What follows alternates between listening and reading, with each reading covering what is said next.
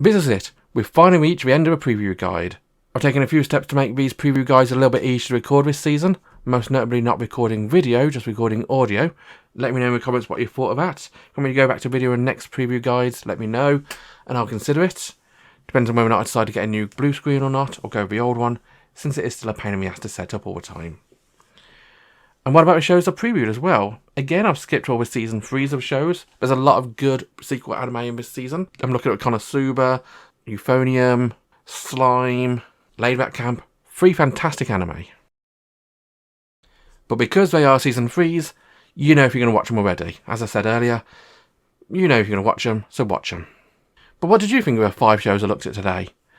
And what about the anime I didn't preview? Let me know in the comments what you think of them. And join me again in the summer as I look at another bunch of shows. Although that one may be a little bit late because I've got a bad feeling that the preview season is going to hit right the same sort of time as Final Fantasy XIV, Dawn Trail. So apologies if the preview season gets slightly disturbed with that. I know where my priorities lie. It's with the game. And join me this time because, and for the last time this season, this is a 2024 Spring Anime Preview from a different perspective.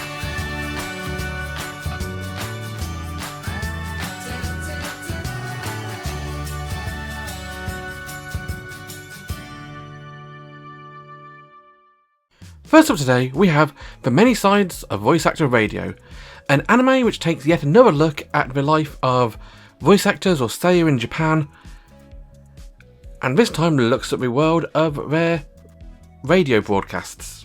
This is not the first anime to take a look at this one.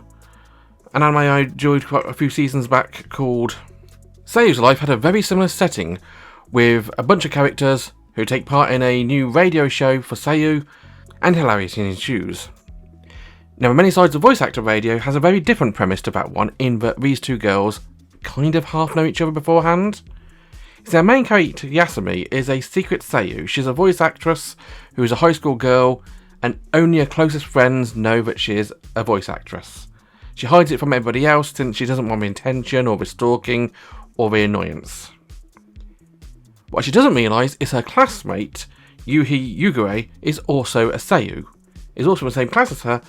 It's just she could not be any more different than her internet personality as a voice actress / seiyuu.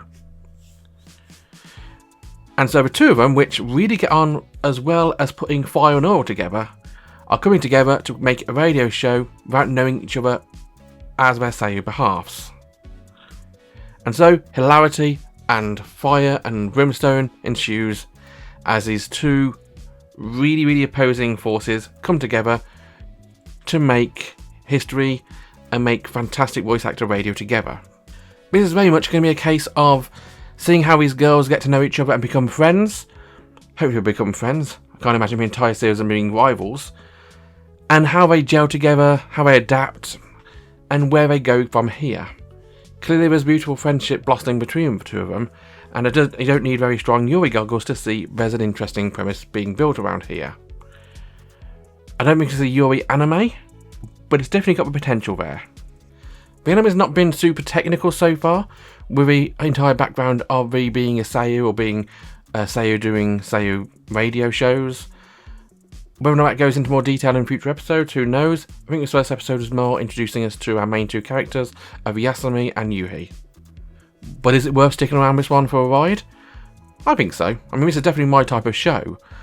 Cute girls doing seiyuu things is always a trope I do enjoy quite a lot. And so this is one I'm definitely going to be sticking around for more episodes of. I recommend to give it a try as well. It's a cute little show, and if you like shows like this, you'll like this one. You can find Many Sides of Voice Actor Radio on Crunchyroll. Next up today, you've got Viral Hit, a anime about influencer culture and how influencers are destroying the world. I imagine this is quite a hot topic in Japan recently, as many Western influencers have gone over there and caused chaos. And so Viral Hit is doing the same, except the fact that Viral Hit isn't actually a Japanese property. As you can probably tell by some of the names, of like Hobin Yu, Bomi Choi, and Yuak Woo, it wasn't originally a manga, it was originally a manhwa. This is yet another of the growing trend of Korean manhwa adaptations into Japanese anime. And there's no problem with that, it adds a completely different new outlook on life and outlook on the entire anime industry.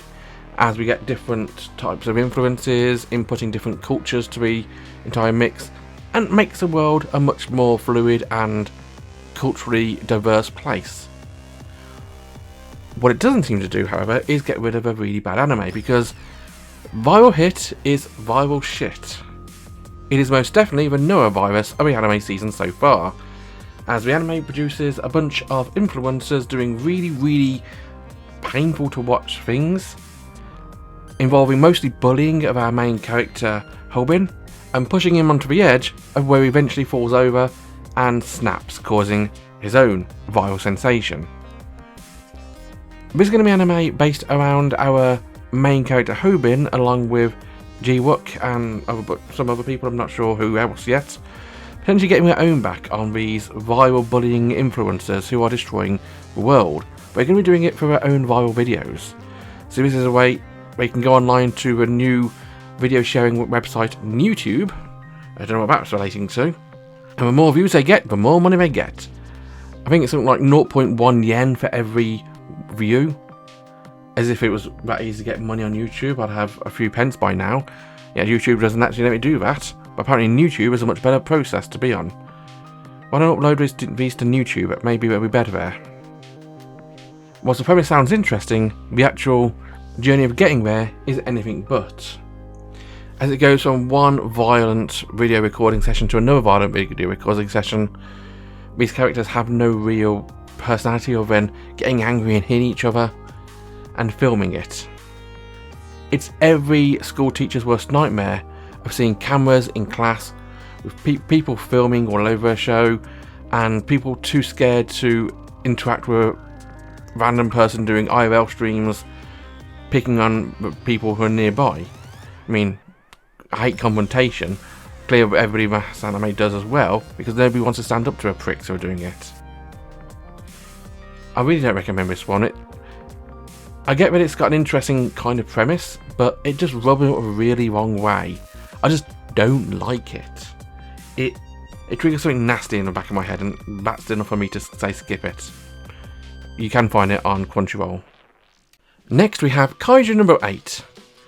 An anime about a guy who gets transformed into a kaiju, and I presume is going to end up fighting kaiju against kaiju, as he becomes a kaiju fighting kaiju with a kaiju fighting kaiju fighters. This is very much that type of fighty anime, which always crops up every so often, but doesn't really appeal to me. A main character this time is a guy called Kafka, a guy who, growing up, dreamt of being part of the defense forces who went about and fought the kaiju which terrorised Japan. Now has grown up and become an average 32-year-old, he's grown out of that ideal. There's no way he's ever going to be in defence forces these days, so he's decided to live a mundane life just doing day-to-day street cleaning jobs. Until one day, an ambitious 18-year-old who joins him in his job is also ambitious about becoming in the defence force, and things happen and they both end up in the hospital. This is from a kaiju attack, of course. In the hospital, something crazy happens and the parasite jumps into a hospital room with them and goes burrowing into his chest. Suddenly, after much pain, he realises that he's been transformed into a kaiju. As somebody spots him and calls the defence force, him and his new friend Leggett, not wanting to face the defence force despite the fact that he's now a kaiju, clearly he still has his own personality himself about him. This is feeling even more like Chainsaw Man to me the more I think about it. What I suspect is going to happen next is the defence force are going to find him, something's going to happen, they're going to realise that he's actually a good guy and he's going to join the forces as a kaiju and fight against a kaiju with them. As I say, this is not my type of anime. It's too much of the same type of stuff as before. But if you are a fan of kaiju, things like Godzilla and such, definitely give this one a try. It's got that kind of retro feel about it, despite being a modern anime, and to me it doesn't warm me up to it, but other people will probably eat this up. If you don't want to watch Kaiju No. 8, it's on Crunchyroll. Next up today, and not last of this previous episode, is The New Gate, an anime which is basically Sword Art Online crossed with In the Land of Bleedale. You see, our main character, Shinya Kiritani, is a super powerful warrior in a brand new online game, The New Gate. However, after that game launches, they suddenly realise that this virtual reality MMORPG is actually a death game. You can't log out, and if you die in the game, you die in real life. Yes, this is very much the exact same plotline of Sword Art Online. Thankfully, The New Gate doesn't linger on that point. And not only does the game end, and everybody gets to log out, almost, but our main character, Shinya, is the most powerful warrior in the game, and is the one who single-handedly solos the final boss, so clearly is overpowered as fuck. However, after defeating the game, everybody gets to log out, except Shinya, where a new gate opens at the end of a new gate, and he's transported into another world. Yes, this is very much an isekai hidden inside a trapped in a video game anime. And this isekai is set in the same game world as the original The New Gate game. The difference, however, here is time seems to have passed. This is not the world which Shinya remembers. The currency he has on him is worth millions more than it ever was before. A single copper piece is worth a billion lesser copper pieces which they now use. And his powers are above anything else the world has ever seen. He's a literal god in their world. This is also, unlike the start of the anime, which was the plot of Sword Art Online, this is the plot of In the Land of Leedale. And whereas Shinya was very much a clone of Kirito, he is most definitely not a clone of Kana. For one thing, he's not an adorably cute elf. He's also not a grandmother, although he might very well be a grandfather or father or something like that, because like what Kana had with her retainers, Shinya's retainer is also still in this world and is a super powerful sage. So much so, everybody respects the recommendations that come in her name, to a point that Shinya is given privileges beyond his station as he enters in town, joins a guild, and all the usual VR, MMO, transport in another world, isekai type anime, especially with all the stats flying around the screen as well. That's not to say the New Gate is not without promise. There are a couple of interesting things it does, however, these are not anything new. Almost everything you see in this anime is lifted directly from another anime, mostly In the Land of Leedale and Sword Art Online. And I know Sword Art Online has a lot of critics, it also has a lot of fans for good reason. I do like the storyline in Sword Art Online, and so the storyline of the New Gate is good. But honestly, if you want to watch that storyline, watch Sword Art Online, it does it better, because it's the original one. Likewise, if we want to be calming, live life in a new world where you're overpowered, watch In the Land of Leedale. Kana's a much better main character. It's a much more interesting world as well. This is just a world of Sword Art Online, just Leedale-ified. I'm not sure if I'm going to stick with this one. As I say, it's got a few interesting premises, but we'll see how it goes. If you want to watch The New Gate, you can find it on Crunchyroll. And finally this season, you have Whisper Me a Love Song, a Yuri anime about a girl called Himari Kino who joins high school and is wowed on her first day as the music club of school plays a special gig to celebrate the launch of a new school year, and Himari falls in love at first sight upon the sight of Yuri Asanagi, the cool vocalist who is singing in that concert. Now, when I say she falls in love at first sight, it's more so that she falls in love with the performances and the music and the sound and voice of Yuri. She's very much views her as an idol to look up to and aspire to be. Not anything romantic there. Now, Himari is awestruck throughout the rest of the day. She has stars in her eyes. She talks about nothing but Yuri's music and how cool and fantastic Yuri is, to much to the chagrin of Himari's friend, Miki. And so her friend Miki looks up who this girl is, because her big sister, Aki, is also in the Light Music Club. And through Aki, she learns that the singer is Yuri Asanagi, who's not actually a member of the Light Music Club.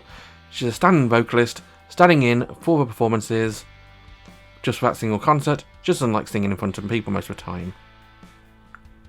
Meanwhile, while this is going on, Himari managed to run randomly into Yuri in amongst the school lockers where they get their shoes to go home, and they start talking, saying, "I saw you at the concert, it was love at first sight." Now Yuri, despite being a cool vocalist, is also really, really adorably flustered. She's basically Mio from K-On! And so upon hearing I fell in love at first sight, she's not thinking, oh, she must love my music. Her mind goes elsewhere. It goes for more love aspected version of the word love. And so suddenly she who has never loved before is suddenly being confessed to unexpectedly, and so openly, but her mind starts racing all over the place. She looks at Himari and finds Himari really, really adorably cute and just can't get her out of her head. She'll finally realise a day later, but she has indeed fallen in love at first sight with Himari. So you got Himari falling in love with Yuri's music and being a really true idol band performer fan. Yuri, who misunderstood that, initially thought that Himari fell in love with her, and also falls in love with Himari. So you got this semi-love relationship triangle. A triangle with two sides. Could this be an isosceles love triangle? Where two people are the same person? Who knows? This is going to be an interesting web to try and unravel.